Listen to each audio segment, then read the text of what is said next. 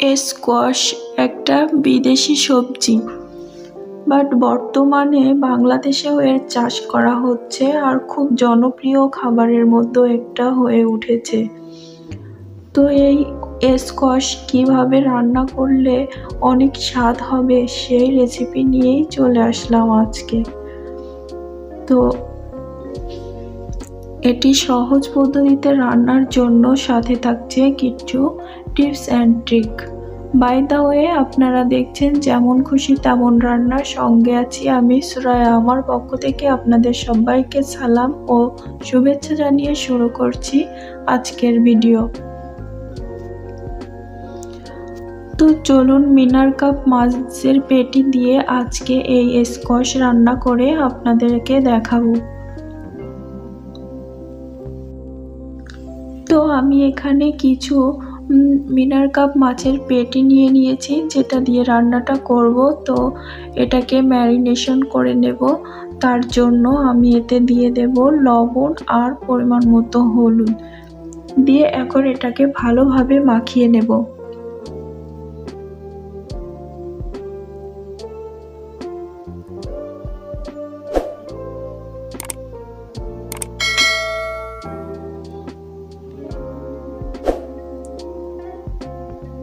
তো এটা মাখিয়ে নেওয়া হয়ে গেলে এখন ভাজার জন্য চলে যাব। তো কড়াইয়ে আমি আগে থেকে তেল গরম করে রেখেছিলাম, এখন মাছগুলো দিয়ে দিচ্ছি ভেজে নেওয়ার জন্য।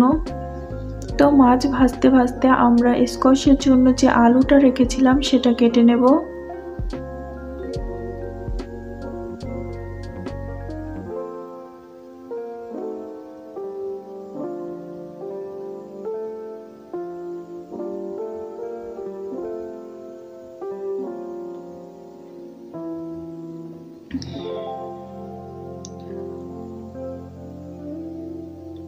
তো আমার আলুটা কেটে নেওয়া হয়ে গেছে। আমি আগে কিছু আলু কেটে রেখেছিলাম, সেগুলো একসাথে নিয়ে নিচ্ছি। এরপর মাছের এক পিঠ হয়ে গেছে, তো মাছটাকে আমি উল্টে দেব।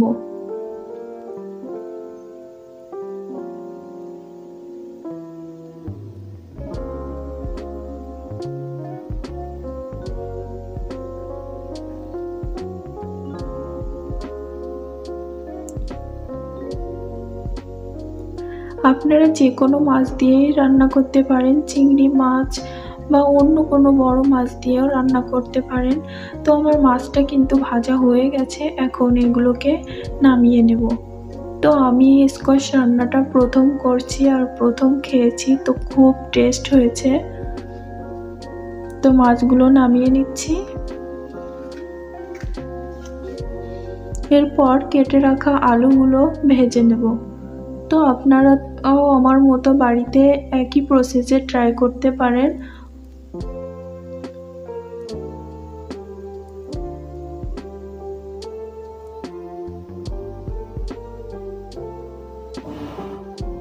তো আলুটাও কিন্তু আমি অতিরিক্ত ভাজবো না, হালকা ভেজে নেব।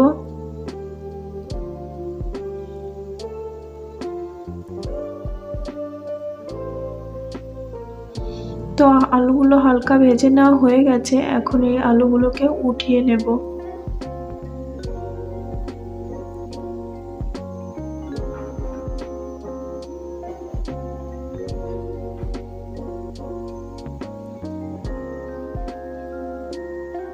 তো এখন এই তেলের ভিতরে দিয়ে দিচ্ছি কুচানো পেঁয়াজ।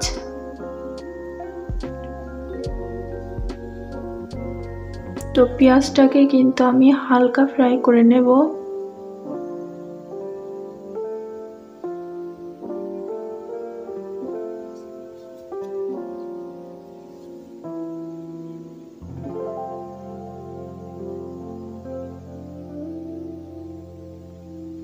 তো এর মধ্যে দিয়ে দিচ্ছি আদা রসুন আর পেঁয়াজ বাটা। আমি কিছু পেঁয়াজ ভেজে নিয়েছি আর কিছুটা কাঁচা বেটে দিয়েছি। তারপর মশলাটাকে ভালোভাবে কষিয়ে নেব। তো এই সময় কিন্তু দারুণ একটা স্মেল বের হচ্ছিল মশলা থেকে।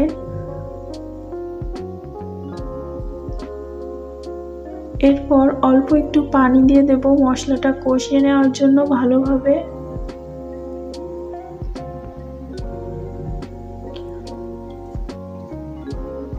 তো এইখানে মনে রাখবেন, যত ভালোভাবে মশলা কষাবেন ততই কিন্তু তরকারির স্বাদ আসবে। তো আমি এখানে গুঁড়া মশলার ভিতর দিয়ে দিয়েছি ধনিয়া গুঁড়া, ঝালের গুঁড়া পরিমাণ মতো, লবণ আর হলুদের গুঁড়া দিয়ে এখন মশলাটাকে আবারও ভালোভাবে একটু কষিয়ে নেব।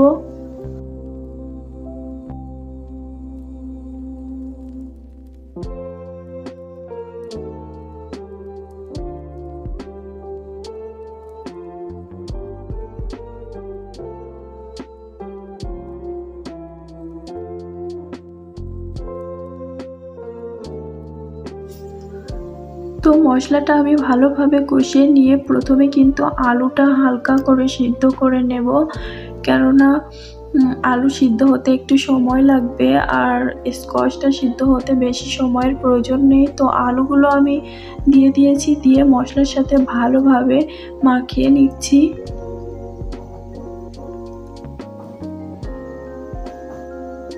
তো মাখিয়ে নেওয়া আমার হয়ে গেছে। এখন একটু অল্প পানি দেব, যাতে 50% মতো আলুটা সিদ্ধ হয়ে যায়, সেরকম পানি দেব।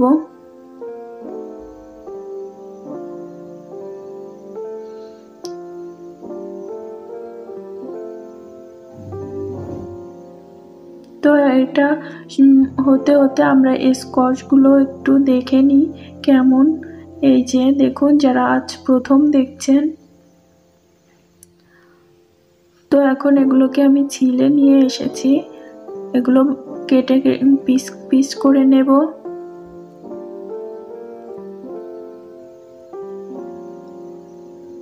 এই যে আমি এইভাবে পিস পিস করে নিয়েছি, আপনারা আপনাদের পছন্দ মতো ছোট বড় করতে পারেন।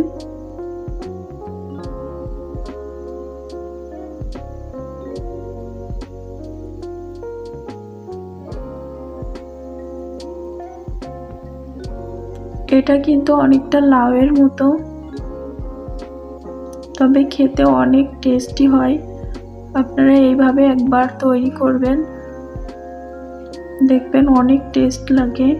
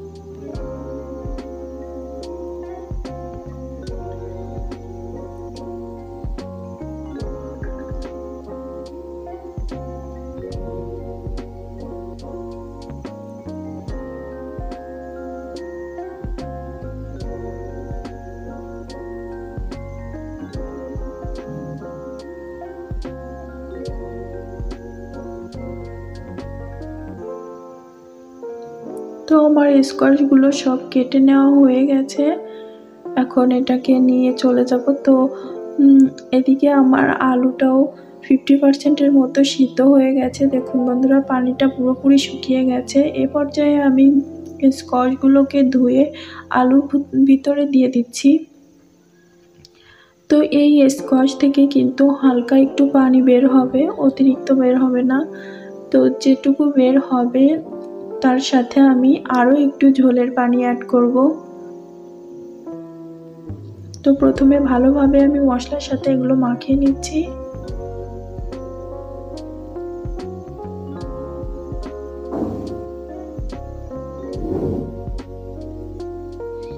এবার 5 থেকে 7 মিনিটের জন্য ঢাকা দিয়ে রাখছি। তো ফিরে আসলাম 5 থেকে 7 মিনিট পর। দেখুন হালকা একটু পানি বের হয়েছে। এই পানির সাথে আমি আরও একটু ঝোলের পানি মিশিয়ে একসাথে ঝোল দিয়ে দেব।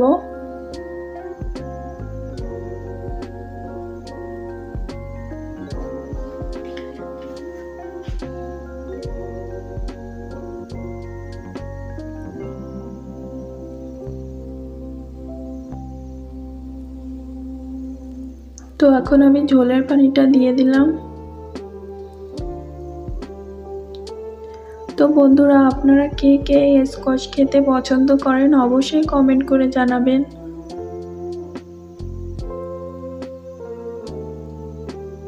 তো এটা এখন ফুটতে শুরু করেছে, এ পর্যায়ে আমি মাছগুলো দিয়ে দিচ্ছি।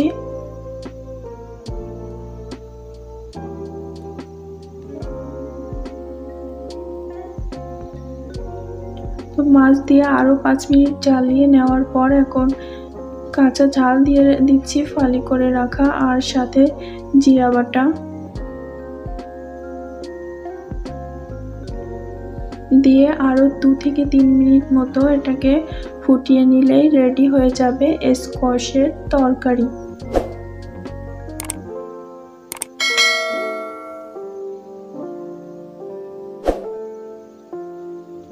তো বন্ধুরা, আমার ভিডিওটি যদি আপনাদের ভালো লেগে থাকে তাহলে আমার চ্যানেলটিকে সাবস্ক্রাইব করুন, লাইক কমেন্ট শেয়ার করে আমার পাশেই থাকুন।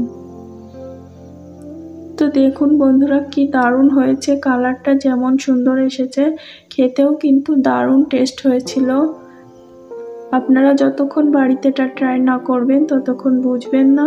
তো গরম গরম ভাতের সাথে খেতে অনেক মজা হবে। বাই দ্য ওয়ে, আপনারা দেখছিলেন যেমন খুশি তেমন রান্না, সাথে ছিলাম আমি সুরায়া। আজ এ পর্যন্তই, দেখা হবে নতুন একটা এপিসোডের নতুন একটা রেসিপির সাথে। সবাই সে পর্যন্ত ভালো থাকবেন, সুস্থ থাকবেন। আল্লাহ হাফেজ।